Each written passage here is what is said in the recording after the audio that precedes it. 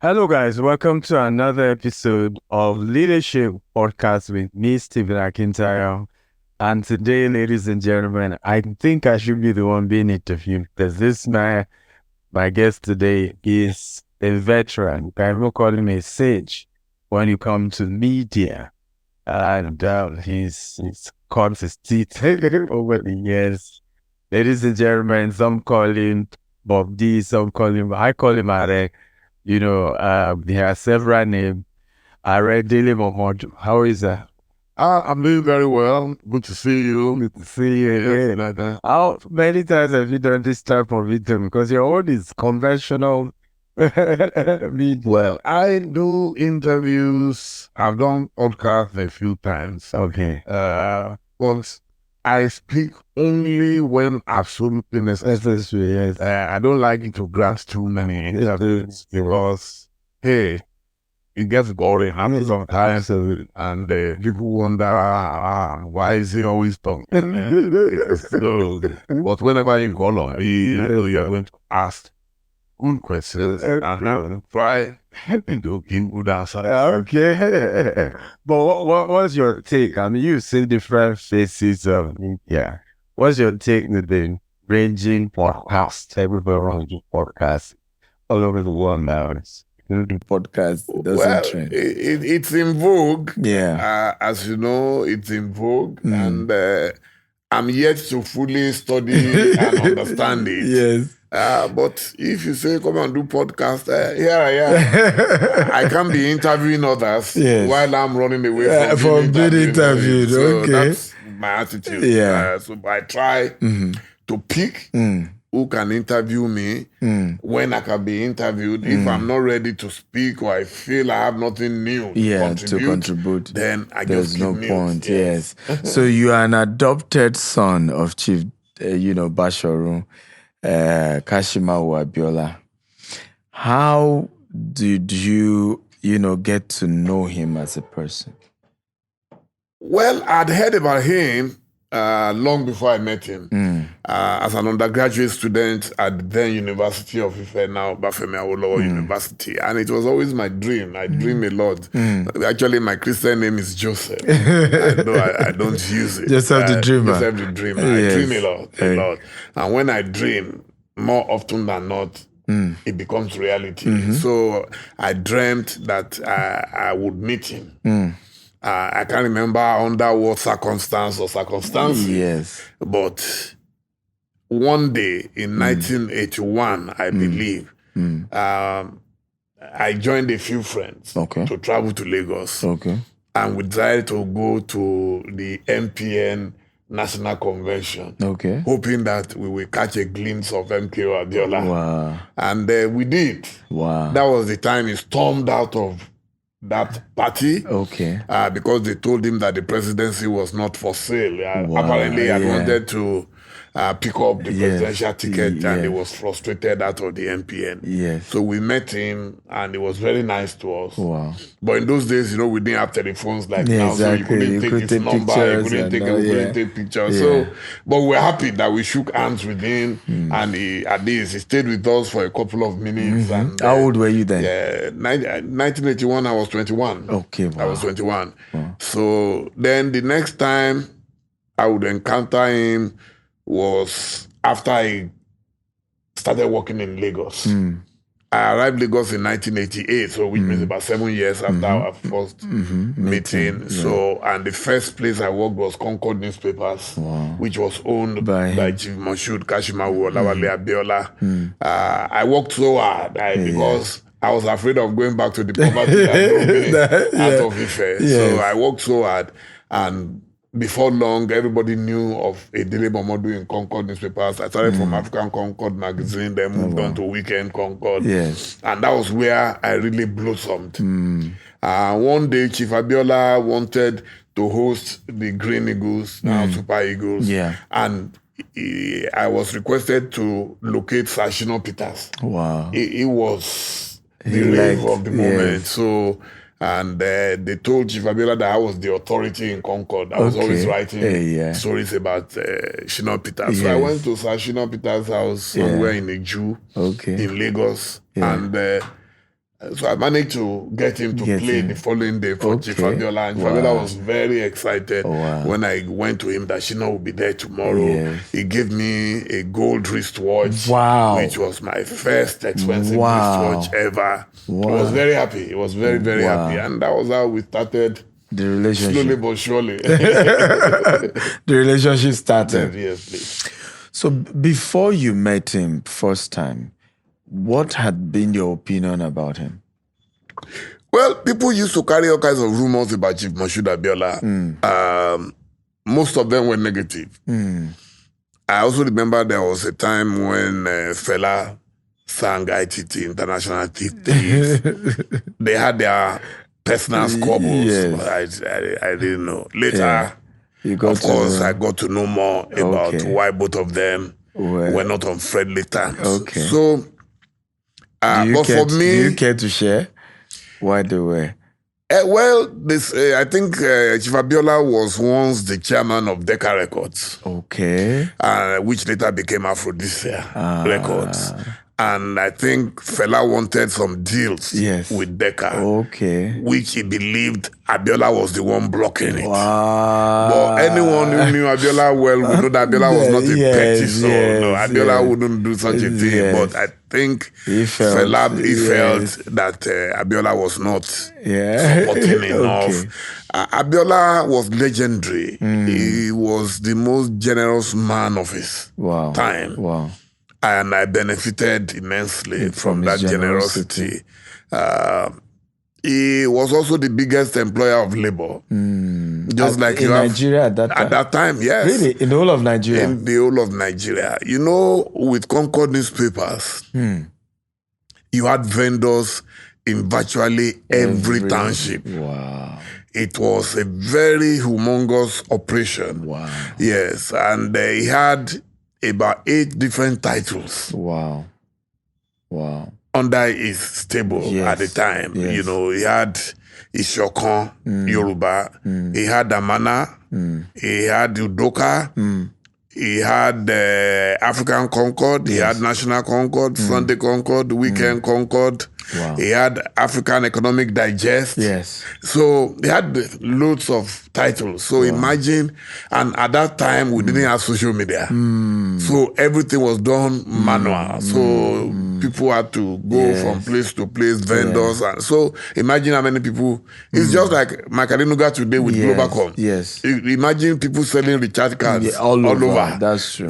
So that makes you the largest employer of labor. So MKO was like that, and it was extremely generous. No event was complete without MKO Abiola. But do you know how he made his money? Oh, yes. He, number one, education. He had good education.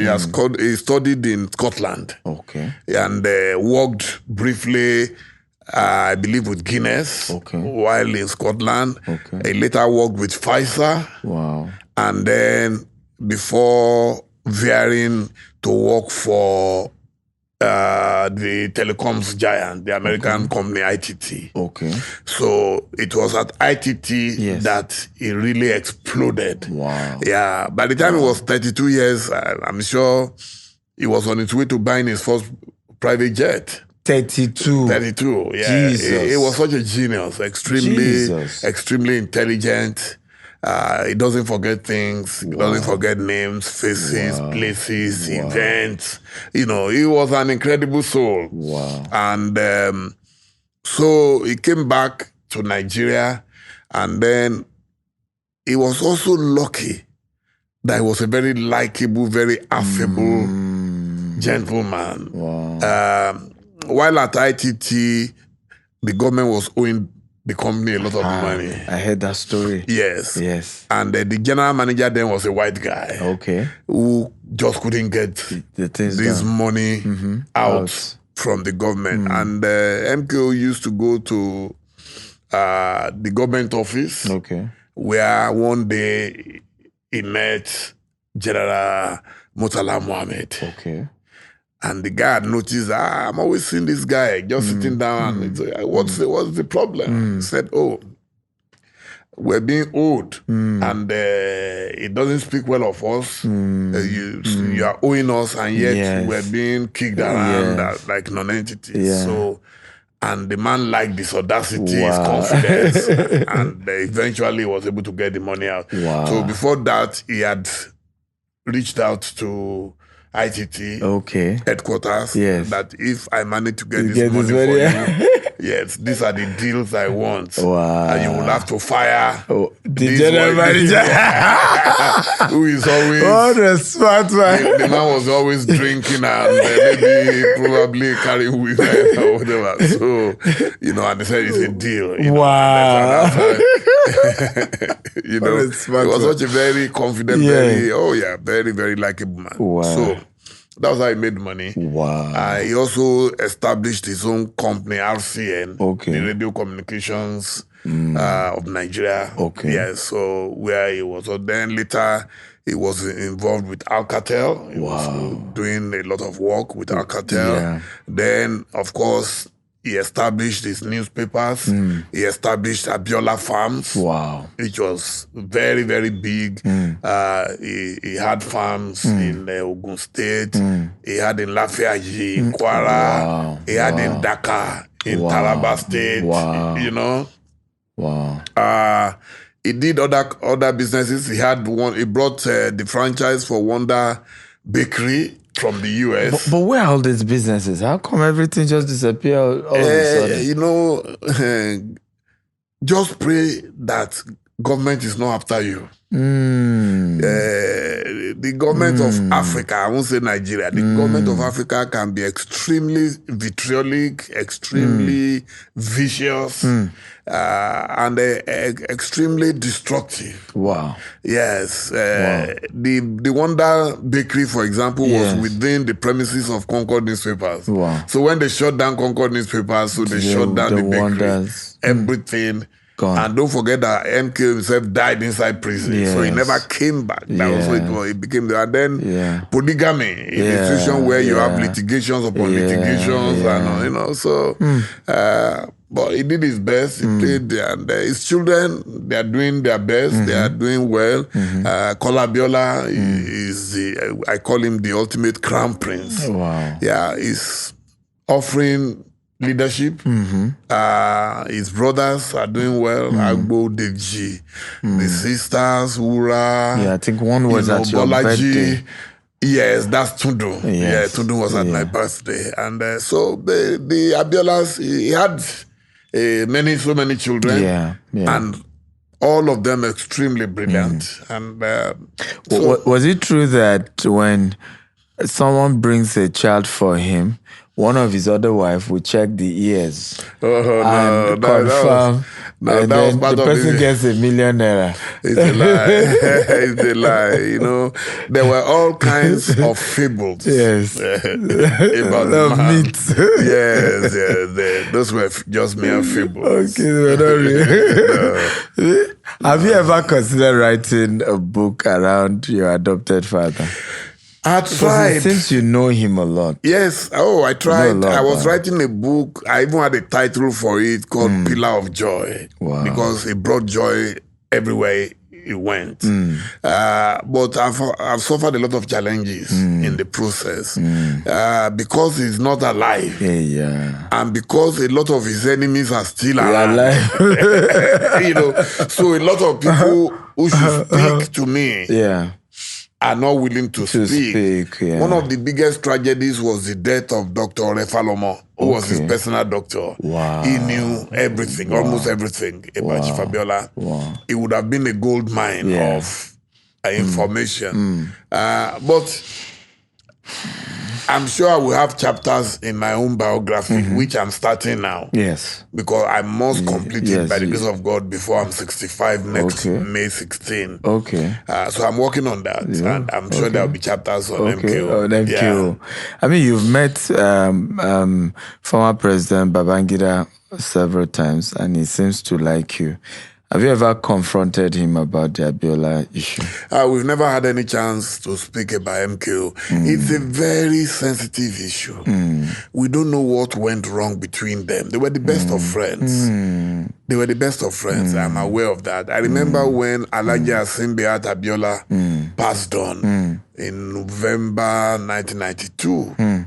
Babangida came there. Babangida was weeping. Wow. You know, so... That was before the election. That was before the election. That was 1992. The election was 93. Wow. You know, Elijah died, I think, November 10th or so of 1992. That was about a month to my wedding. And only God knows what went wrong. Yeah, only God knows what went. But my belief and theory is that Babangida did not do that annulment alone. He had the powers couple that of, be. Yes. so maybe the owners of Nigeria were just not comfortable. They were just not comfortable. Yeah, that's part of my theories too.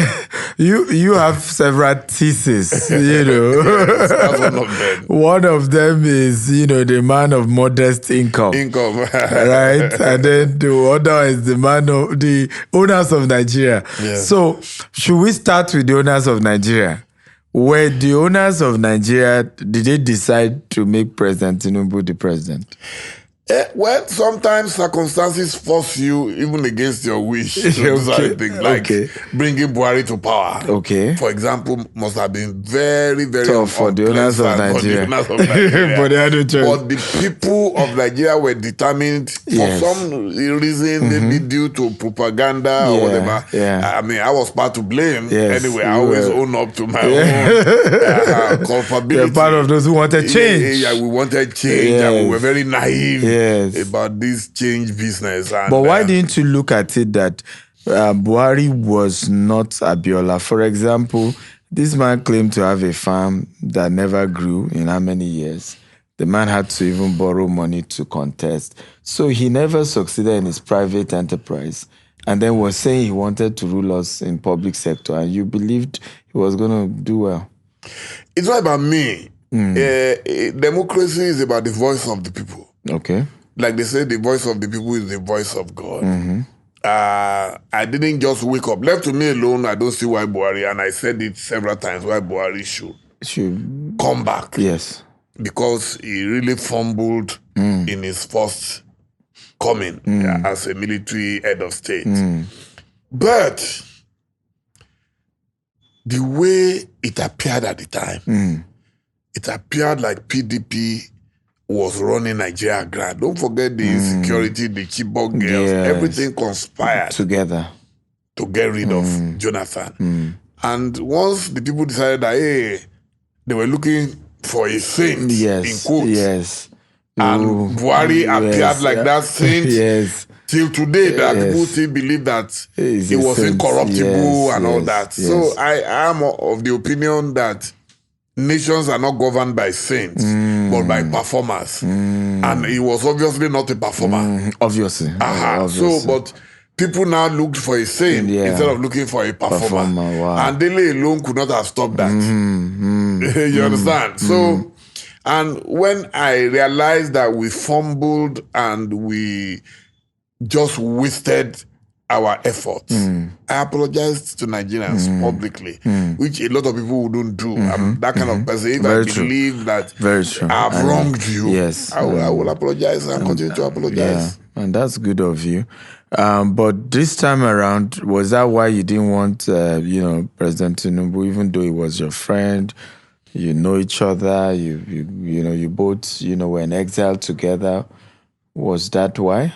No. Number one, I was already in PDP. Number two, I was of the opinion that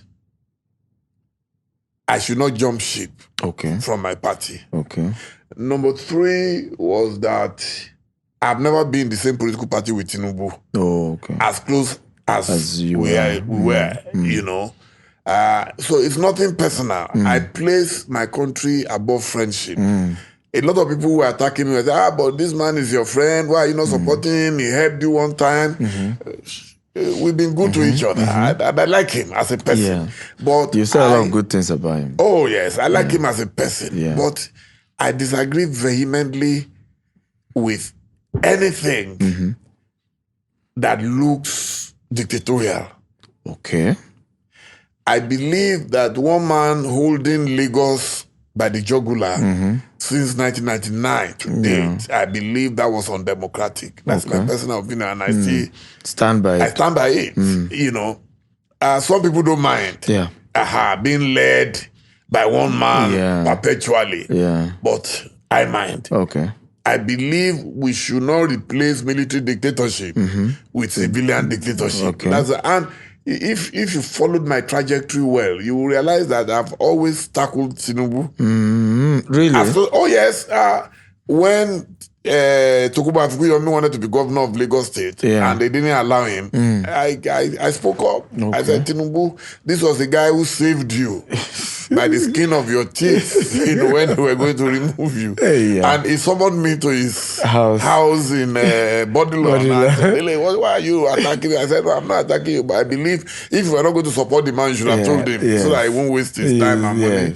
When he was having issues with Fashola, I wrote about it. And I said their marriage was made in heaven, and if they seek a divorce, both of them will perish.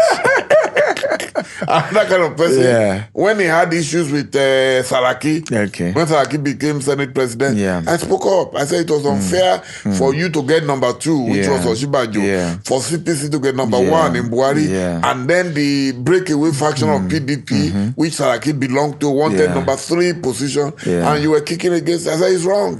It's ungodly. You know? When he had issues with Ambode, I spoke up. Wow. Till tomorrow, a lot of people said, "Oh, I organized Ambode's press press some people conference." believe the press conference it's was not true. why I came into Nigeria. Now. No, people, people choose to believe whatever they want to be. I'm the kind of person I don't hide behind one finger, like Abiola would say. Never. I say it as it is. I had nothing to do with the press conference. I only attended because I was invited to attend that morning. Nothing. I had no input whatsoever in Ambode's decision to attack Jide Sanwo-Olu. I even wrote a letter, a very passionate letter. I was in Turkey. Okay. I wrote a letter to Tinubu that, look, hold the gun, but don't fire the bullet. The bullet. You understand? And he chose to fire the bullet. But don't you believe that, Ambode would have been used by Buhari government against Tinubu if he had left him? No, why would he use Ambode against Tinubu?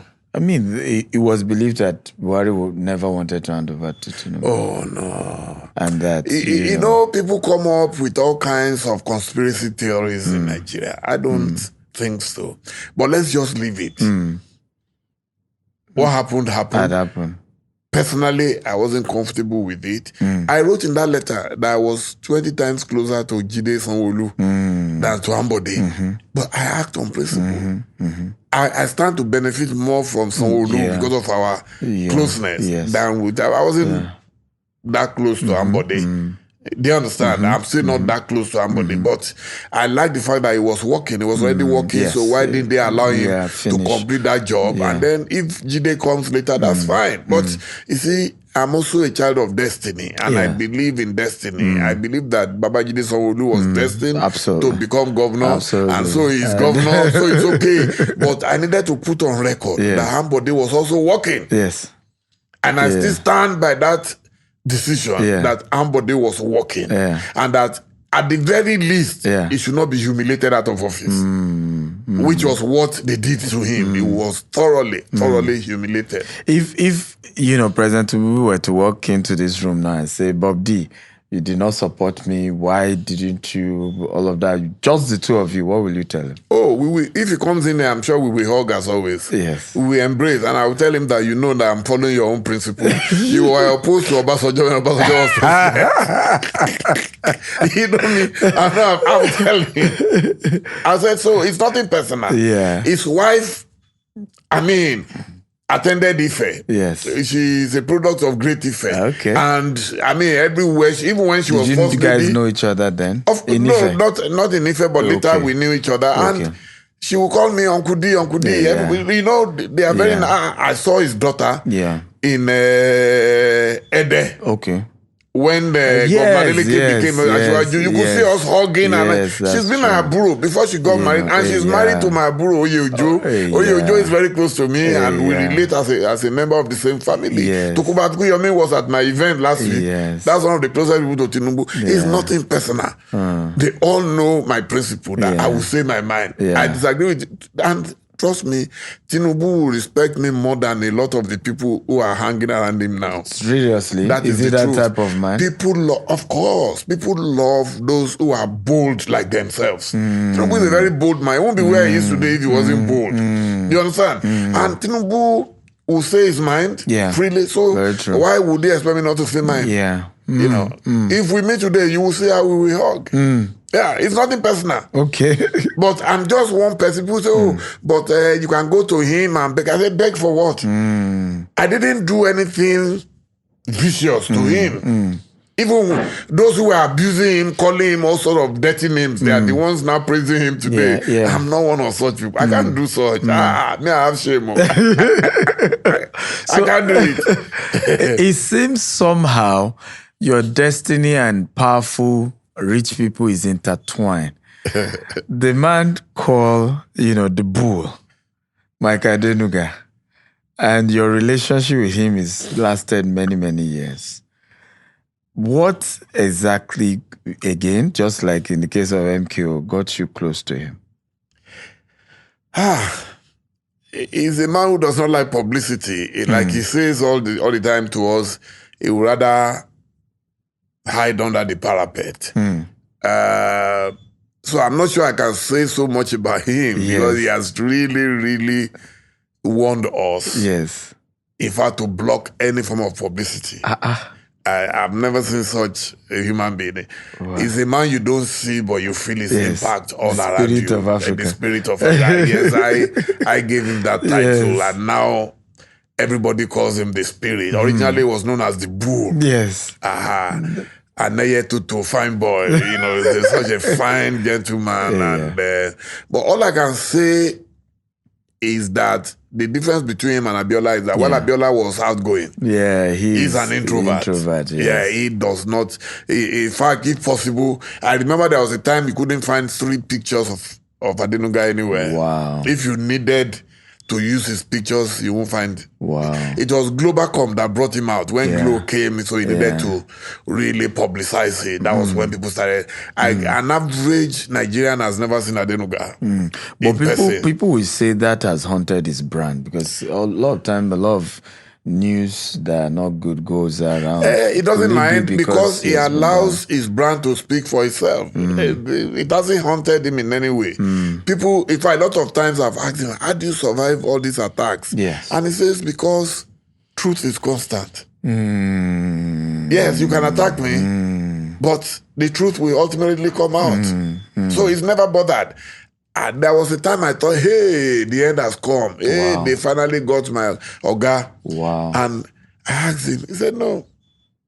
He said, just stand on the truth. They said he was owing money at the time. And he told the people, he said, anybody who has proof that we are owing, bring it forward. And we will pay.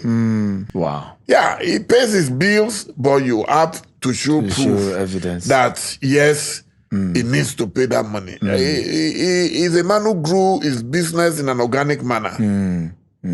They judge people by wealth these days by your shares exactly. on the stocks and all that. And he's not in the stock market except for he has a few of his companies there. But he's an Ijebu man to the core who he grows his business day by day. That's why, unlike others who can lose 30 billion on a single day, they can lose that kind of money. And he's dealing with a lot of cash flow.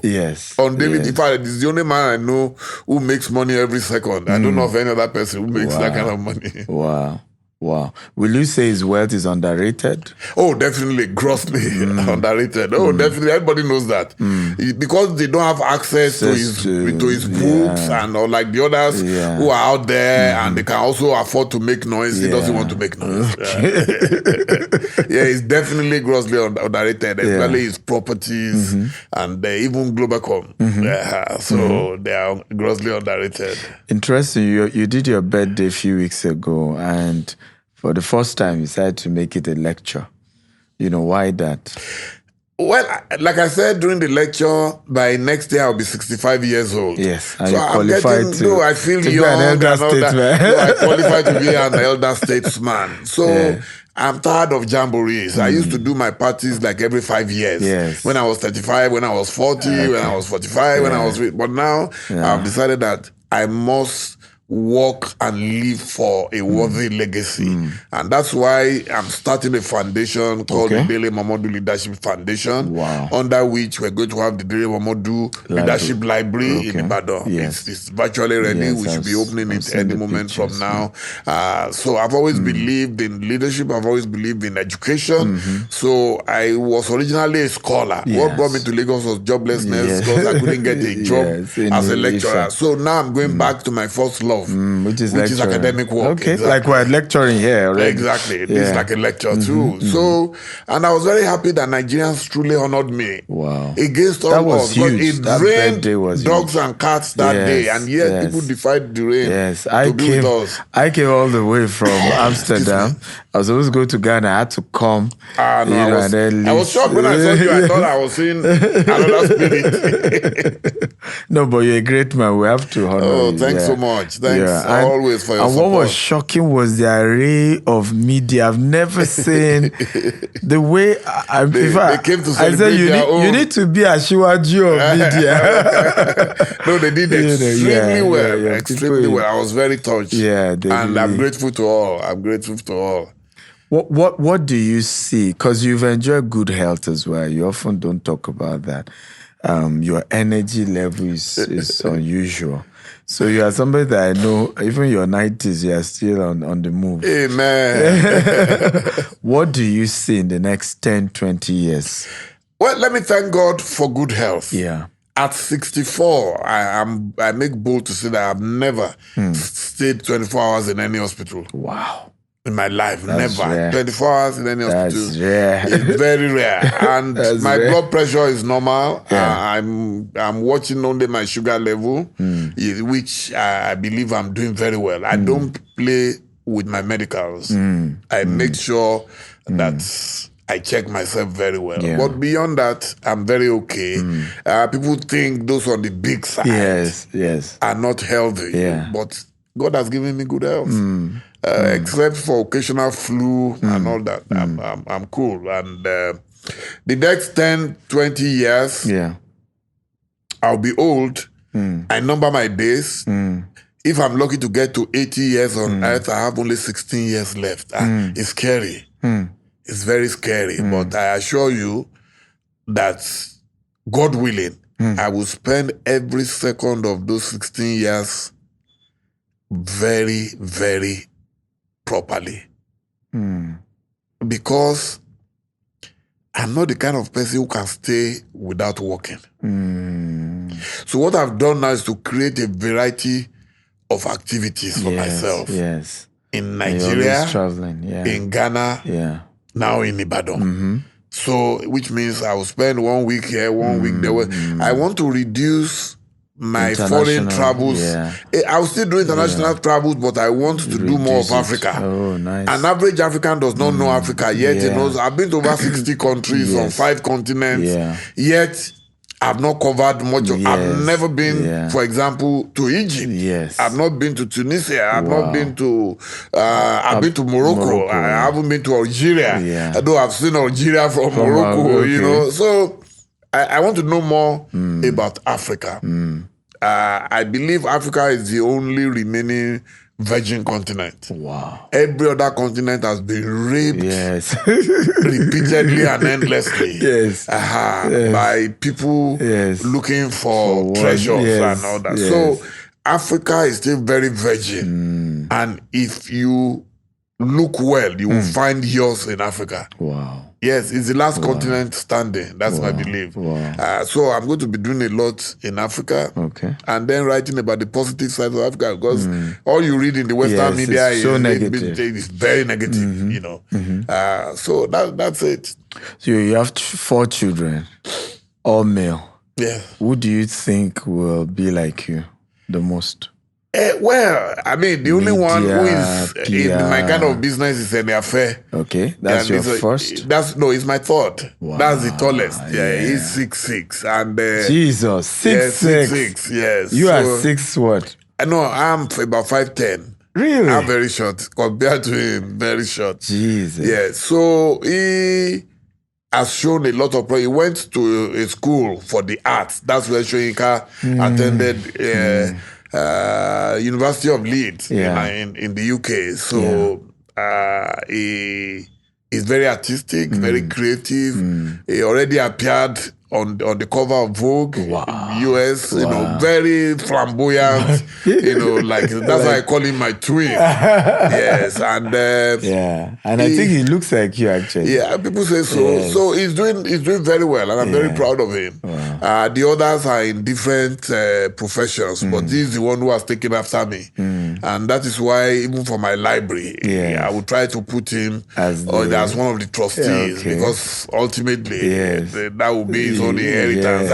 I'm not one of those parents who wait until they die before they start sharing things. I'm sharing everything when I'm alive, so there'll be no surprises. You know, I guess you've learned from your adopted father. I've learned from so many, you know, people, you just die, and that's the end. And you see some unknown people who start fighting your family, fighting your wife. And fortunately, I have only one wife and 4 children, and I'm sticking to it. And I always announce everywhere that no matter what happens, I'm just as I'm a man of modest income, I'm a man of modest family. What led to that statement, a man of modest income? No, I was frustrated with people always asking me for money. There are some people, but they never see you phone with rich people. No, they you never phone fly you in to ask private about your jet. well-being or welfare. It's always about, I am broke. Can you please anything? Just give me anything. I said, there is no currency called anything. You know, 10,000 naira. Your money is gone. You know, and people don't listen, and they don't know I am. And then I realized that time is against me. That's true. A lot of these guys have built homes. I didn't have one. So me that I don't have a home, and the one funding. One day it struck me when someone told me, give me money to roof my house. I look at you want to roof your house? I don't even have a roof. I am renting. You know, so I got wiser. And in the last 2-3 years, I decided that, look, let me take care of myself as well. The FKO used to tell us that the Bible does not say, love your neighbor more than yourself. He said, love your neighbor as yourself. So if I love you, let me also love myself. That's it. And that makes it makes a lot. It makes a lot of sense. The man Waziri, you know, Atiku. Waziri Adamawa. Yes, you know, Alhaji Atiku Abubakar. It's strange, you know, because the first, let's say maybe almost 50 years of your life, you've been somebody people will have said is a Southwest, you know, person. You know, you've been very much a Yoruba man. You've been out there for Yoruba cause. And suddenly it looks as if this chapter of your life, you're supporting an Arewa man, even for presidency. And of course, I had that issue as well with supporting Peter Obi. Okay, but why Atiku? Why? It's very unfair and unfortunate that people will say the first 50 years of my life I was supporting Yoruba causes. No, I was always supporting Nigeria and Africa. I've never been an irredentist. You know, I'm supporting Atiku because that's the candidate of my party. If someone else had emerged, I would have supported the person. He emerged. And he gave me a professional job, not even political. Director of Strategic Communications. That's within my area of core competence. Yes. So, for anybody to say, "Oh, I abandoned the Yoruba," so no, I don't. For me, it's pettiness of the ISODA. That doesn't bother me. I've always, did I not support Buhari? Yeah. And I was even a member of his party. That's true. I supported him. Yeah. So I supported Peter Obi and Atiku in 2019. Yes. So if it's Peter Obi that my party picked, or is Wiki, even Wiki that today we're no longer friends like we used to be. When we say you are no longer friends, no, we're not friends. Or your enemies practically. No, I'm not. That's one thing you can say for sure about me. I don't keep enemies. I am a master when it comes to. So if you see Wike now, you hug it out. I'll greet him. He might not greet me. It doesn't matter, but I'll greet him. I don't mind if he shouts at me. I will also shout. And my voice is louder. You understand? But I like him as a person. But I don't like anybody playing God. No matter who, even if you are my mother, if you play God, I will dissociate myself from you. I'm that kind of. Anybody who knows my principle knows. My problem with Wike is this arrogant attitude of playing God. That everything must be about you. If you apologize, and I have warned him in advance about it. You keep saying, if you apologize to you, will it be over? No, there is no apology. It's nothing to me. He should apologize to the people of Rivers. He should apologize to the people he is disrespecting. He disrespects everybody, including myself. But what started the thing? Because at some point, I think you know your company was engaged to because at that time it was focused on his project, on its developmental project. Yeah. And I admired him for that, and I still admire him for that. But I cannot admire a man who, after God has blessed you, you've been a local government chairman, you've been chief of staff, you've been minister of state for education, you've been governor for 8 years, now you are minister of FCT, and you still want to control a man because you said you put him there. Some people also helped you to become governor. Did you listen to them when you were governor? So why don't you just face the new assignment given to you by President Tinubu? And I will applaud him. Yeah. But this attempt at playing God, that Fubara must report to you, everything must be about you. These are things that you will not accept. That's part of the thing I was saying about Tinubu now, about Lagos. There were governors in Lagos before Tinubu. If they all held Lagos down, then maybe there would have been no Tinubu. So mine is that once God has blessed you, move to the next stage. But in what way did Wike disrespect you personally now? Oh, several times. On television before our primary. Okay. Seun Okibaloye was interviewing him one day, and they were talking about candidates. And then the guy said, "Oh, so what do you feel about the other young people who have come into," and then like Dele Momodu. And he just dismissed like that on television, live on television. And I'm like, even if you believe. And before that time, you guys had never had any issue? No, we were beginning to have issue the moment I picked up the phone. He stopped picking my call. You know, I wrote a letter to him in which I told him the things I had picked up from the grapevine, that he was going to have problems. If he had listened to me, maybe he would have prepared for that disappointment. That disappointment, he has never gotten over it since then. But we all knew there was no way he was going to get that ticket. Either by hook or by crook or whatever.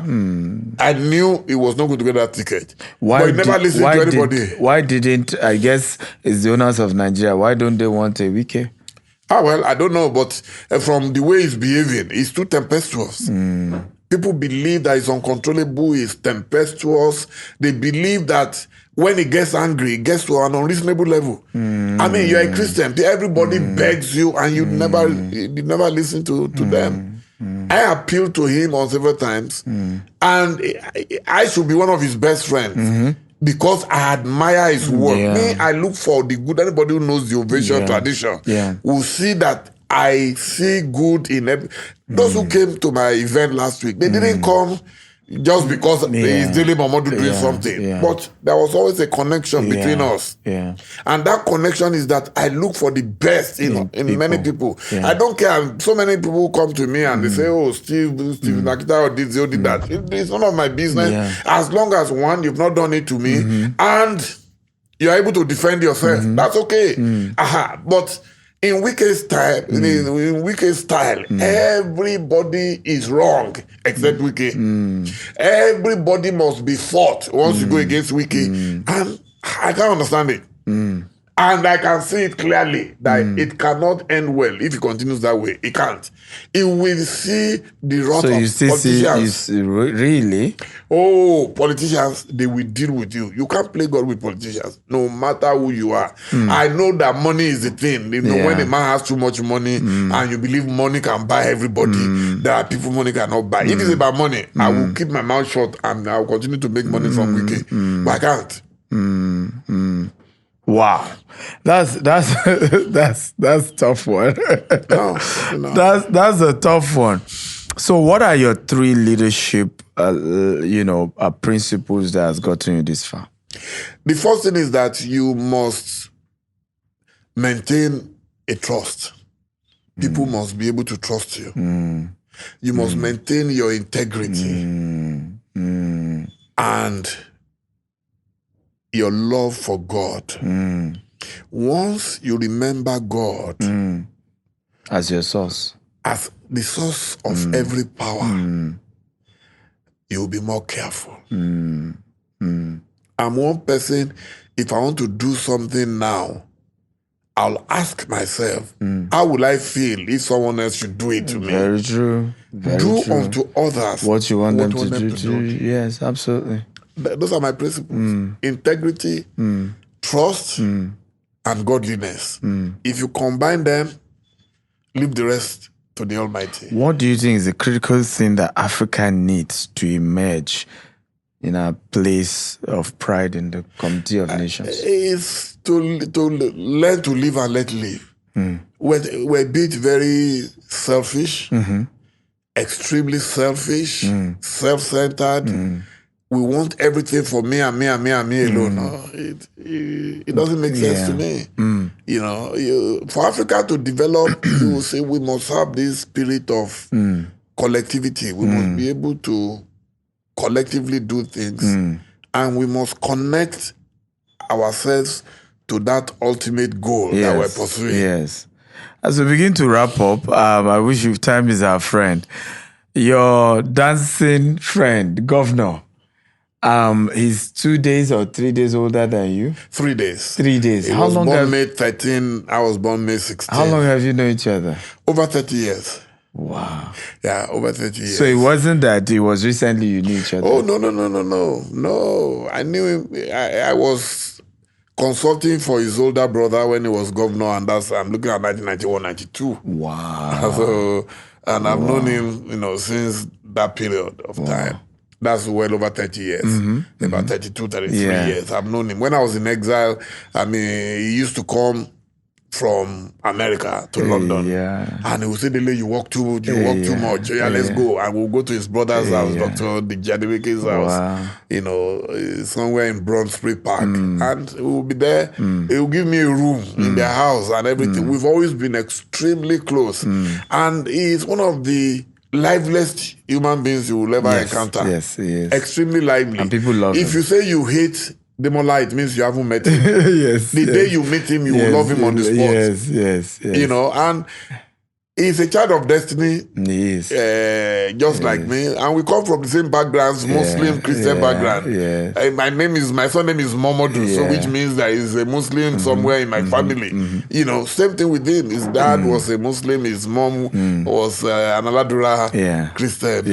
Yes. Finally, 2027. First, your advice to Nigerians, and then your advice to politicians. Well, my advice is first to myself. Okay. That I'm not going to waste my time contesting again. I like that. Oh yeah, I'm very practical. How can I be advising someone when I'm not advised myself? So my advice is that unless the opposition come together and seriously come together and they are selfless about it, no matter how bad we think this government is, things are still going to get worse. So the way I'm looking at it, they will retain power. So I'm not going to waste my time. So I'm praying that the principal actors will get wise and wake up very quickly. Then I'll leave the rest to God. To God. Politicians are incurable optimists. They always believe they can get away with anything. But my advice also to my brother, my big brother Tinubu, is that the only thing that can guarantee your second term is the result. Is good governance. Yes. If you govern well, even me from opposition, I'm not saying I will move to him because what people are waiting for is I don't mind me. Others have moved. We're waiting for Maduro. You will wait for a long time because me, I'm enjoying my freedom. Yes, absolutely. That's what we fought for. That's democracy it's about freedom of association and So I'm enjoying my freedom. I wish him well and I pray but that if he performs, you will support him. No, I will continue to wish him well. That's the only support I can give. That's the only support I can give. You see, I am not one of those who worked for his victory. Yes. Whatever victory, in quote. So why should I be a beneficiary? That's why I said, I get shame. Some people don't mind. They can abuse you in the morning and then come and bow. eat their vomit in the evening. I'm sorry. I'm not one of those people. He likes me and I like him. That's where it will end. But to say, I will not go to him and beg for appointment and all those things. No. We will remain friends and brothers. Aare, the man of modest income. Yes, sir. Thank you, sir, for coming. My brother, thank you always for your support. I appreciate. You're welcome. As a man of modest income, the few people who have that modest income, we must thank. You've always been a very good man. Thank you, very sir. good man, Thank and you, I sir. love you and your family. Thank you, sir. So take care as you travel around the world. May God continue to keep you well. Amen. Thank you, and to the crew of the podcast, thank you. I know you went through hell to get here today, but I'm happy that we eventually did it. Thank you. Ladies and gentlemen, so that's a wrap live from here in Lagos. Remember, the other episodes were from Ghana, but this is from Eco Atlantic, Lagos, Nigeria. See you next episode. Bye-bye.